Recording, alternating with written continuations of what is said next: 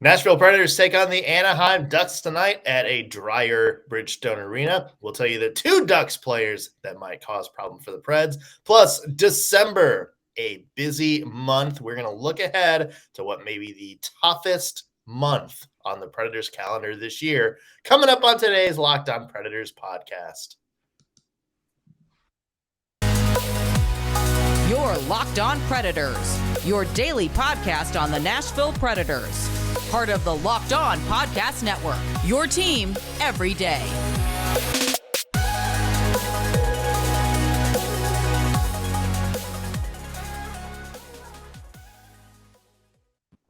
Thank you for making Locked On Predators your first listen of the day. Every single day, we're your free Nashville Predators podcast. That's available to you wherever you get your podcast and on YouTube.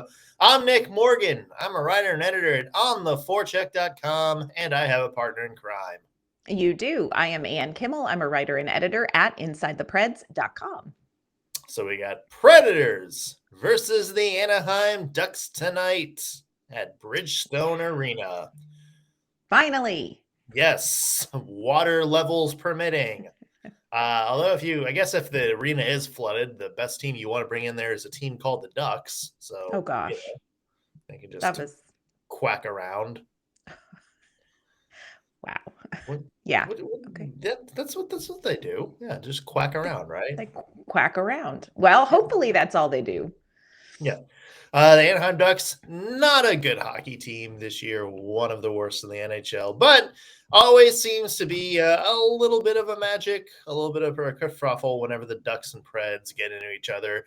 Arguably, at one point in the 2010s, maybe the Preds' best rival, you would have to say. Yeah, and I would say some of that still lingers. Like this is Hatfield, McCoy, several generations, apart from the gun battle over the river. But there is always a lot of sass between the Ducks and the Predators. And yes. I expect tonight will be no different. And actually, I have to tell you, I really like that this is the Predators game back after this totally unexpected break, because I think that when you play the Ducks, there is that just undercurrent of simmering sass. And I think that will be great to kind of jet the Predators right into their game. Yeah. I'm a big fan of this one. Yeah, obviously no Corey Perry, no Ryan Getzlaf, no Ryan Kessler or Kevin Bieksa or any of the big boys. But that still doesn't mean this can't get spicy. A handful of fights in the 3 contests last year between these two teams. And as you said, Ann, this is a game in which, there's people are going to be feisty. They're going to be hitting a lot. They might get in each other's faces. And that's not a bad thing for this first game kind of after a long layoff, because you kind of want something to kick your butt in the gear. Like you kind of want, the Preds to get engaged. That's been kind of one of the criticisms of the Preds over the past year. You think back, we talked about it yesterday, that long all-star break layoff they had. Yes. Where, it just looked like, the first couple games back or the first game back from the global series this year in the Czech Republic, where they just looked, sleepy, sort of would be a good way to describe it. Just a little bit slow to get going. Maybe a game in which, there's a lot of fights, a lot of, big hits early. People are kind of roughing and toughing and all that kind of stuff around the crease after the whistle. That's, maybe that can be the Preds that's like, okay, like we're in it now. We're awake. We're going to win this game. Yeah, and I think the 2 games that were canceled sort of had that vibe to it. I think Nashville always, especially after the playoff season last season, they always have just kind of a next level for Colorado. That didn't happen. Columbus shocked the Predators and beat them earlier in the season. That game didn't happen. That could have kind of been a revenge game for the Predators.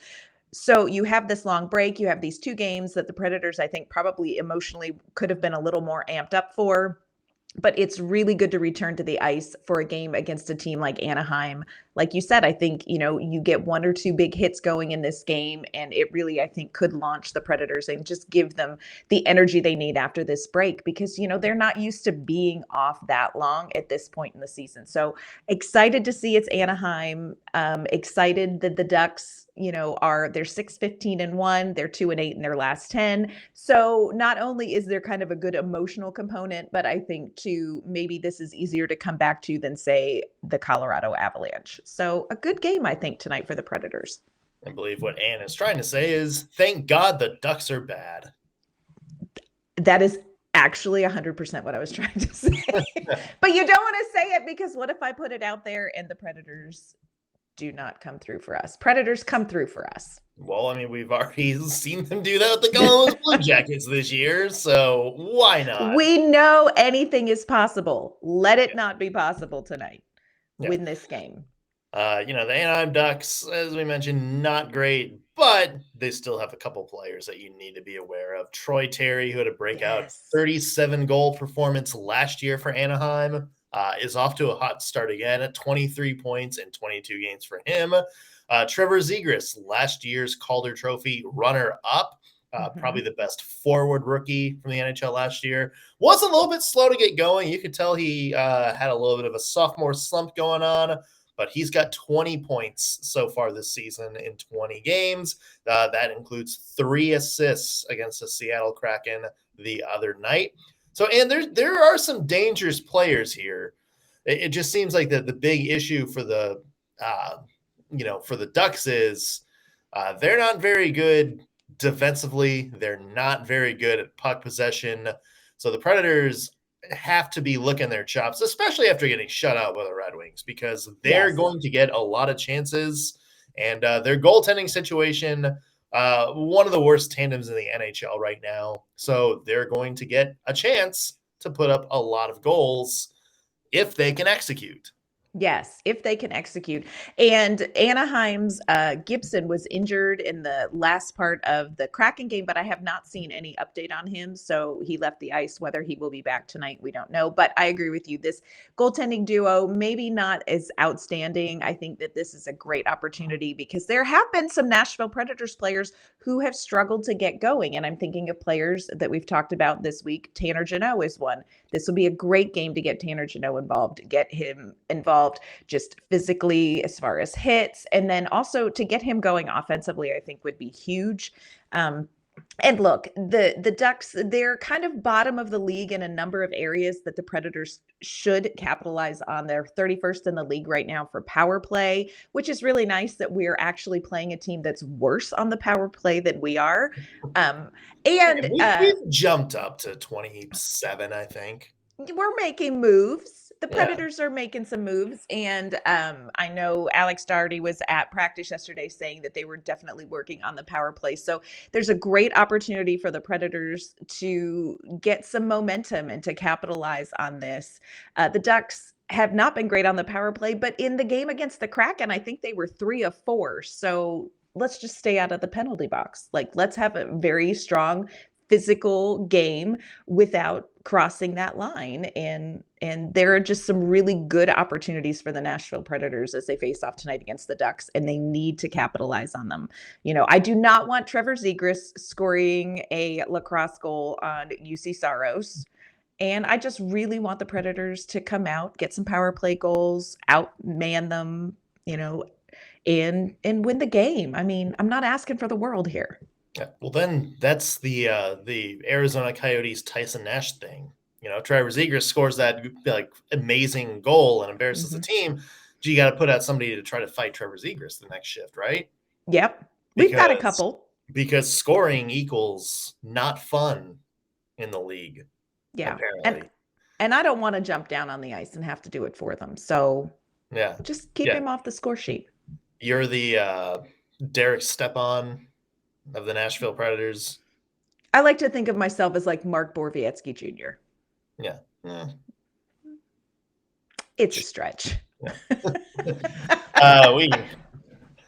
If you believe in it, I will support your dream. Thank you. Yeah.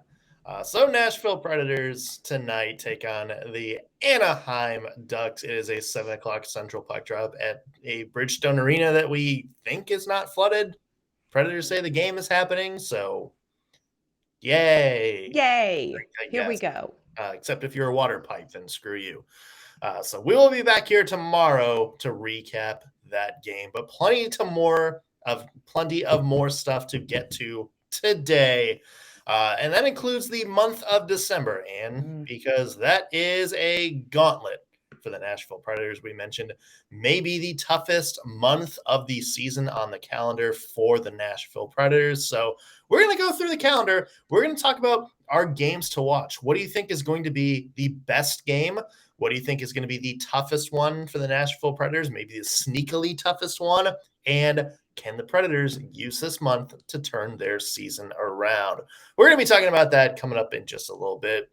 But first, I want to mention today's show is sponsored by betonline.net, which, of course, is your number one source for betting info, stats, news, and analysis.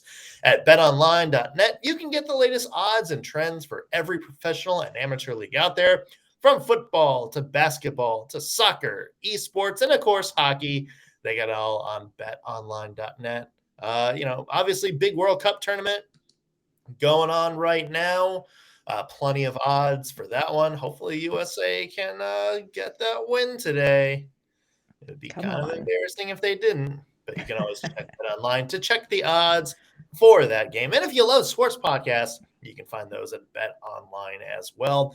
Always the fastest and easiest way to get your betting fix. So head to the website today or use your mobile device to learn more. Bet Online, where the game starts. All right, Ann, we talked about it kind of glancingly yesterday, but now let's get into the nitty-gritty about the December schedule, which, first off, Jesus Christ, December is here. What happened? It seems like it was just May. Yeah, it was just the off season. Do you remember the days of dreaming that we would get Phil Kessel? Do you remember the days of, hey, we got Nito Niederreiter? That was 2 days ago. Yeah. But now we're in December. Remember like a week ago when we were in first place in the Central Division and we're like, wow, we're going to like sneak into the Stanley Cup Finals this year. Yeah. Yeah, that was this year too. But hey, we're in December almost. Yeah. And as we mentioned, and you look at the schedule and it is an absolute gauntlet for the Nashville Predators. If you're not aware of the schedule, this is probably, in terms of opponents right now, the hardest slate of games the Predators have this year. They have the New Jersey Devils, who, as we mentioned, 19-4. Islanders, Tampa Bay Lightning on the road, Ottawa Senators, who, that one's not big. But again, the St. Louis Blues, the Edmonton Oilers, those two back-to-back. Winnipeg Jets, Colorado Avalanche, Oilers again. Blackhawks, Avalanche again. Stars, Ducks, and Vegas on New Year's Eve. The teams I just mentioned, there's 3 out of the 4 division leaders in there. You have last year's Stanley Cup contenders 3 times. Yep. You also have a very tough Edmonton Oilers team and the team, one of the best two of the best NHL in the moment, which is the New Jersey Devils and the Vegas Golden Knights, both off to absolutely scorching starts. They're each their best starts in franchise history. So, yeah, it's going to be fun. This is a whole thing. The other thing about the December schedule that puts so much pressure on the Nashville Predators is this is a month where they have 6 Central Division games. It's the most that they have in any month for the remainder of the season. And the Predators have to be at a place where they can move up in the division, and it has to happen in December. Now, you're not going to win the Stanley Cup in December, but this is where the Predators, especially after kind of a rough October, early November, this is where they're going to need to gain some ground. And it is not going to come easily, even the games, for instance, you have a game against the Blackhawks, but that is bookended by games against Edmonton and Colorado. There is just nothing about this December schedule that is going to be easy for the Predators, and they really have to be ready to compete at their they need to start peaking now. I know in general, we've talked about when you peak during an NHL season, an 82 game season really matters. And you tend to want to do that closer to the playoffs, but Nashville's time really is going to be in December. This is going to be when they're going to have to make up the most ground in the division. And they've got some ground they need to make up after a slow start. So December is terrifying, but it's also a really good challenge for the Predators. We're going to find out who they are in December. Yeah. And it's interesting because remember, and December last year, that was kind of the month that the Predators had their hottest stretch. And we just talked about Hmm. maybe they peaked a little bit way too early. But this was the team, or this was the era in which the Predators really kind of came together and honestly probably got into the playoffs that way because they just stockpiled so many points. They had that big run where they had like 16 wins in 18 games or something like that. That started in December, went into January. So there, and you look at the schedule, and there's like so many games. The 1-0 win over the New York Rangers. They did just enough to beat Shesterkin. They beat the Colorado Avalanche. That was the big, very, very weird COVID game where Yes. the Avalanche were shorthanded the entire game. The Predators had basically the Milwaukee Admirals both playing for them and coaching for them. Yep. Carl Taylor. Yep. And Carl Taylor, and just so many, random games on that schedule that the Predators found ways to win. You look at that stretch and then you look at the schedule and it's like, look, if you're the Nashville Predators and you've been hit in the mouth a little bit early this season, a lot of people are talking about saying, yeah, well, this team's not as good as they thought. They, bought in too early, all that. What a perfect opportunity. Yeah, it's a gauntlet, but it's also an opportunity because if you can get out of this month of December with a positive points percentage, that's pretty good. Like you've done a pretty good job, to me, and it's going to be, if you get out of this month, you come out in January in a pretty decent spot to control your narrative playoff wise for the rest of the season. I agree with you. I think December is a great challenge for the Predators. I think it's going to reveal a lot about who this team is because from this point, if you look back, it's kind of hard to nail down exactly who the Predators team is because they started out with the 2 wins in the Global Series, but then came back and lost against Dallas. And it's been kind of up and down. Individual performances haven't necessarily been strong at the start. They're kind of regrouping and getting some things together, but it's really hard to know how much to believe in and to buy into the success that they had, mid-November. December's going to tell us how much we can believe what we're seeing from the Nashville Predators. It's really going to sort out the talent that this team has against, these competitors and against the people in their division. So December can't understate how huge this next month is. It's terrifying and also a really great opportunity for the Predators to show the league and to show, honestly, let's just keep it real, the fans, Yeah. what this team is capable of. Yeah. The fans. There's going to be some Twitter statements. Cole Smith will score in December, friends. Yeah. Oh, maybe that's like him. Maybe he goes just on a red hot tear and Emma Lingen can tweet that, hey, now there's 5, only 5 players ahead of him in scoring. There you go. There you go. Well, we're going to take a closer look at this December schedule. We're going to tell you what our must-win games are. We're going to tell you what it'd be pretty nice to win these games. And we're going to tell you if there's a game that we really are thinking Nashville will need sunshine, rainbows, and unicorns to get a win in. But we're going to do all that in just a second. But first, want to thank you for making Locked On Predators your first listen today. For your second listen today, you need to go check out Locked On Sports Today. Locked On Sports Today has all the games that matter the most to the biggest stories in sports. Locked On Sports Today is going to cover that for you. You get to go beyond the scoreboard. You go behind the scenes with local experts and local insight that only Locked On can provide. Locked On Sports Today, it is available on this app, on YouTube, and wherever you get your podcasts.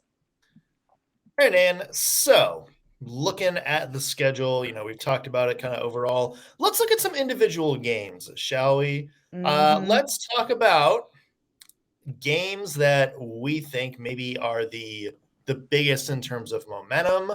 Maybe the one you're most kind of scared about. And what's your favorite game on the schedule? Like, which one are you most excited about? Which one are you circling? Yeah. So when it comes to games that I think are going to be important for momentum, there's two of them that kind of jump out at me, and both of them are against the Colorado Avalanche. Mhm. So because the Colorado Avalanche are sort of the barometer in the Central Division for how competitive, can the Nashville Predators be in the big picture playoffs. And you kind of measure that against teams like Colorado, especially after last season and the very brief playoff run that we had. So the Sure. Preds played Colorado on the 17th. They played them again on December 23rd. And what is interesting about both of these Colorado games is that they are followed up by games that are also going to be really challenging for the Predators. So on the 17th, they played Colorado. On the 19th, the Preds play Edmonton. Edmonton always has Nashville's number. And And it's also the second time they play Edmonton that week. week. Yeah, Yes. not second time of the month, although it is the second time of the month, but second time of the week. Because once a week is not enough against Edmonton. So I think winning on the 17th would go a long way for the Predators to come back and take on the Oilers. And again, play Colorado December 23rd, pre-Christmas game, a lot of energy. But after Christmas, the Predators come back, and who do they have to face right away after Christmas? The Dallas Stars.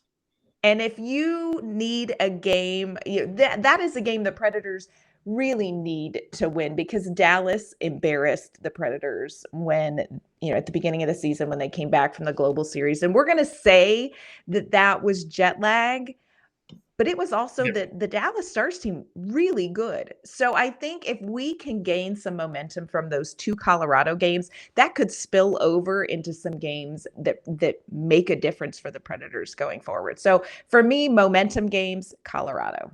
Yeah, everybody's talking about the Avalanche because of that, but that's St. Louis and Dallas games. Those are going to be huge too, Mm-hmm. because all of a sudden St. Louis is now on a big run, starting to look like the team we thought they were going to be. And don't look now, but Dallas has maybe one of the most underrated best scorers in the league right now in Yes. Jason Robertson, absolutely tearing up the league in points and scoring at the moment. So that is going to be a matchup that the Preds want to circle. And it's funny, Ann, we've talked about Edmonton, we've talked about Colorado and all this. The must-win games to me, Mm-hmm. they're not the tough teams. I'm looking at December 21st at the Chicago Blackhawks and then against the Anaheim Ducks at the end of the month. And the reason why is because and the Ottawa Senators on the 10th too. We talked Mm-hmm. so much about the Preds needing to come out and look strong against these tough opponents, but they got to play just as strong against some of these weaker opponents as well.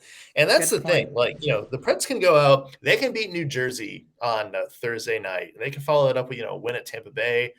If they don't come out at home and look solid against the Ottawa Senators, play solid, play puck possession, get 2 points out of that game, that's all for naught, because you're kind of taking the momentum you've built against these great teams and kind of kicked it back down because you can't translate it. And that would give me the impression that the Preds can't get up for some of these bigger games. And we saw that a little bit last year. That was one of the Preds' problems down the stretch. They would go out, they would play very well against Colorado, not including the playoffs. They would go out and get, big wins against Calgary, steal points in some of these tougher games. But then they would go out and, get their butts handed in by the Seattle Kraken or Yes. lose to the Philadelphia Flyers. That, to me, that's going to be the toughest test for me to watch for the Nashville Predators is, can you avoid that this year? Can you still, can you go out, put everything you have on the line against some of these big name teams, but then come back 2 days later and do the same thing against a lower level opponent? That's going to be the key to me. That's going to be the key that tells me, are the Predators for real? Because, the other thing is, look, you can't avoid, or you can't risk losing points to some of True. these teams you should be beating. You need to get those points in a month like this because you're going to lose some of these games. Yeah.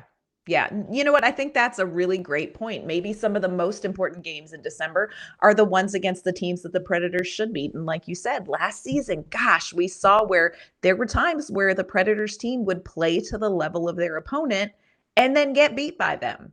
So I think that's a very valid point. You know, we look at the schedule and we see these big games. We see Colorado, Tampa Bay, Dallas. But yeah, maybe the games that are going to matter most in December are the games against Ottawa. Is there a game that you would love to see the Predators really win, but you just don't think it's going to happen? Is there any No. one particular game? Yeah. No, I don't think so. Because Really?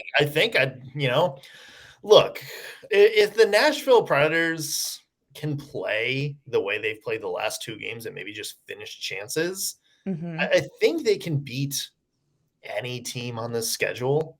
Yeah. And Yeah. maybe that's just the optimist in me, but if there was one, I look at these two games against the Edmonton Oilers and kind of think it's like, well, the Preds just for whatever reason have looked like crap against the Edmonton Oilers the last couple times. But even then, those are games in which there were a lot of mistakes and a lot of defensive breakdowns, and they just looked out of sorts. And if you can fix that, maybe it's a little bit of a closer game. But I mean, it's the NHL. I mean, we've seen the Arizona Coyotes beat teams like Colorado and Vegas. So Yeah. there's not Anything can happen. there's not a game on the schedule that's unwinnable. It's just, can the Predators execute against them? That's the big Yeah. question mark to me. But it's not like it's not like an NFL schedule where you go through and you can be like win, loss, win. Hmm. I think any game is winnable. It's just a matter of, are the Preds going to show up? Yeah. I'm very interested to see them against the New Jersey Devils because, we sort of measure the Predators against the Colorado Avalanche in the Central Division, they're the reigning Stanley Cup champions. But really, let's just be real honest here. When we looked at this schedule pre-Global Series, did it even register to you that December 1st could be a statement game against the New Jersey Devils? Yeah, it's like, oh, yep, that Devils game. Oh, that's gonna be the doozy. Everybody, that's move gonna be over, the one Avalanche. that tells us about the Predators team. But it's so funny. You watch this New Jersey Devils team, and it's the New Jersey Devils. Like, I mean, I've heard they've been on a streak and they're doing well, but I mean, am I the only one that's just been waiting for that to stop happening? And it's not happening. So I think that's going to be really interesting. It's a team that's got speed. It's a team that has really good defense. Their goaltending is pretty good, but it doesn't need to be great because the rest of the team is good. And so I'm like, okay, Nashville, what are you going to do against a team like New Jersey? Because we know how the Predators have done with teams with speed, against Edmonton with, good goaltending and all of this. But let's see what happens against New Jersey, because would that not be a little bit of a coup? Yeah, on the road too. We'll see if there are more. Road. We'll see if there are more chicken fingers and Dr. Peppers thrown on the ice. Yes. If the Predators can get away with that one, Throw it's funny. sweet tea. Yeah, it's funny because you watch the Devil, or like you see the Devil's record, and it's like, oh, they got to be just like stealing wins or getting good goaltending, and then you look at like the numbers and kind of their analytics, and it's like, oh no, they're just playing really, really good hockey at the moment. Yeah. They are playing like the Colorado Avalanche played last year. Yes. Is that going to be sustainable for the entire season? Like, are they going to keep it up? Who knows? But right now, they're absolutely getting wins in dominant fashion. That's the biggest thing. These aren't just like lucky wins. Like, the Devils are a good team, people. Yeah. And is there a game on the schedule that you just have circled for funsy reasons? Like the one you're most looking forward to, the one you think is going to have like the best vibes, maybe the best atmosphere at Bridgestone Arena? The one that I think will have really great vibes is actually not at Bridgestone Arena, and it's one that I considered going to, but then I was talked down from it, and that is the New Year's Eve game in Vegas. I'm not gonna I lie. mean, come on. I said to my husband, what do you think? Like, we could go to Vegas, we could go see the hockey game, New Year's Eve in Vegas. And he said, say that sentence again out loud. And I said, New Year's Eve, ooh, in Vegas. Like, I'm fun. I mean, I'm so fun. I'm not that fun. But I do think that game is going to have super fun vibes. And it was very tempting. Vegas, New Year's Eve. I mean, it could be fun. I think from a hockey standpoint, it could be less fun just because it's going to be the second game of a back-to-back for the Predators. It's, an away game. They're going to just have finished this gauntlet of December. So from a hockey standpoint, maybe not as fun. But if we're going just straight vibes, New Year's Eve in Vegas, I mean, I'm going to watch it from afar and think it's going to be really fun. But yeah, it's probably not for me. As my daughter said, it's just not for me. yeah. I mean, Vegas. Vegas. I'm sure you can find a fire little corner, that's away from the hustle and bustle. Yeah. Maybe Claire de Lune from Ocean's 11 is playing in the background. I think you can find the vibes. Yeah, I thought about going to that Vegas game too, but I'm actually going to be in Vegas next week. So, oh, nice. Not going to do that trip back to back. Yeah, I don't for me, Anne, the Predators always have some sort of fun thing the last home game before the Christmas break. Yes.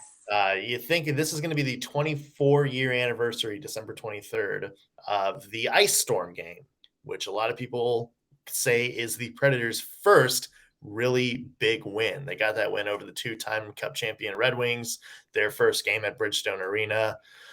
You think back to a couple of years after that, the David Legwand penalty shot overtime goal, which seems less cool now because of the whole shootout, but that was a big thing back then. You think last year, the weird COVID game against the Colorado Avalanche, the one that everybody wanted to win. That was, the wound up. It wasn't scheduled to be, but that was the last home game before Christmas break. And I look at who the last game is this year. It's December 23rd against the Colorado Avalanche. Look, all the out of towners that grew up Preds fans, they're going to be back in town for Christmas. They're going to want to see a Preds game with some of that hometown magic, some of that old school Preds magic. They're going to want to see the defending Cup champs. And it's the Bridgestone Arena crowd for that one. If the Predators can keep it close, like if they can be like either in striking distance or maybe have like a 1-goal lead, that is going to be a buck wild Bridgestone Arena. That is going to be insane. And if that's where the Predators can finally sort of stop the bleeding against Colorado, come out and get a win, you feel good about season. You go into Christmas on a little bit of a juice. You're like, yeah, we gonna get it. The Christmas vacation started now. Let's get hyped. Go home and watch Die Hard. Like that to me is what you have circled on the calendar. Yeah, no, I love that. And I agree with you. I think there is just something about the atmosphere in those pre-Christmas games. Everybody's hyped for Christmas. Everybody is going to be hyped because it's Colorado. It's going to be at Bridgestone Arena.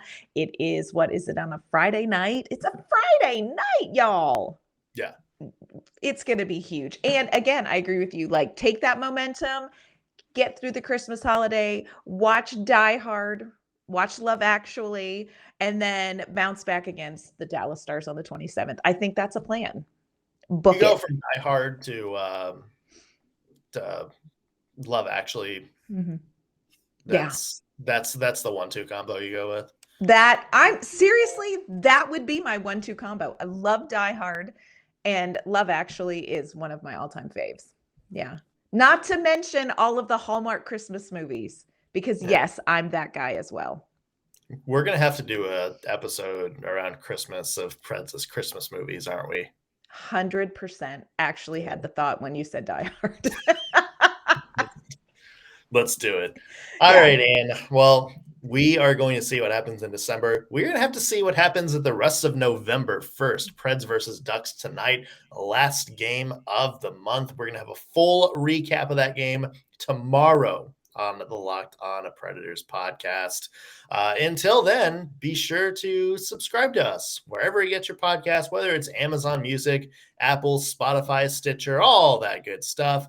Subscribe to us, leave us a rating if you really like what you hear. And if you're watching this on YouTube, be sure to not only subscribe, but leave a comment as well. Reread those and hit the bell notification so you'll always be the first to know when we have fresh content out for you. And give yourself a plug. Where can people find your work? You can find my work at InsideThePreds.com, and you can find me on Twitter at ANK_Mama on Ice. You can find me at ontheforecheck.com and wingingitinmotown.com. You can also follow me on Twitter at _NSMorgan. And while you're on Twitter, be sure to follow the podcast at LO_Predators as well. That's going to do it for us on today's episode. Thank you for making Locked On Predators your first listen of the day every single day. We'll be back tomorrow with Preds Ducks recap. We'll see you then.